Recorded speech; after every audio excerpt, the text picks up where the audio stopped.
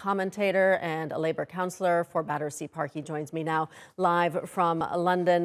Maurice, just fascinating to watch what's going on in your country. You tweeted just a short while ago that our politics used to be like House of Cards. Now it's more like House of the Dragon. What a mess.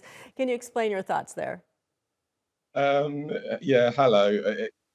I'm making light of it, but the serious matter is that this is causing real pain to a country that's already struggling. We're already struggling with the cost of living crisis and with the aftermath of COVID, and we've got a government that is in absolute free fall. It's incredible. I mean, when Boris Johnson was leading the Conservatives, I thought, wow, I've never seen the party in such a mess. It was, there were all sorts of crazy things happening. Now it's like those look like the stable times. I have never seen.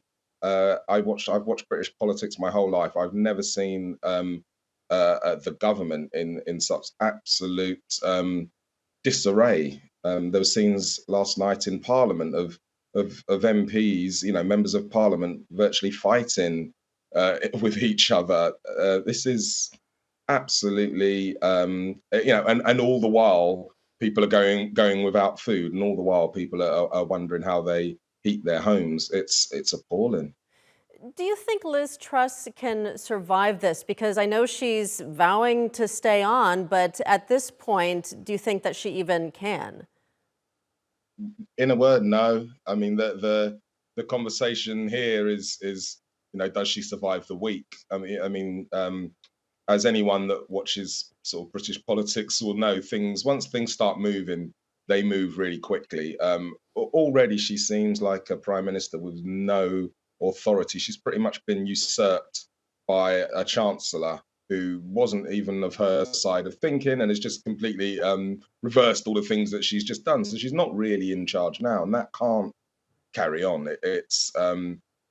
I don't see how the Conservatives avoid a general election. I don't think the country would accept them just putting another one of their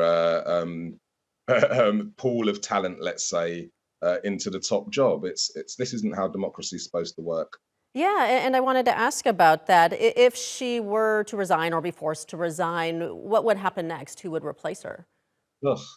Well, I guess what would happen, what's supposed to happen, is that the Conservatives, yet again, the Conservative members, yet again, decide who else. They spent 6 months choosing who to replace Boris Johnson with, and this is who they picked. So I don't think the country would accept them yet again going, okay, we made a mistake, we'll go and pick somebody else. Now you have to, this has to be your prime minister for the next 2 years. I think they have to call a general election. I think that some Conservative MPs, members of Parliament, realise that the gig is up, and the country needs a new direction. All right, we'll leave it there for now. Maurice Mcleod joining us from London. Thank you.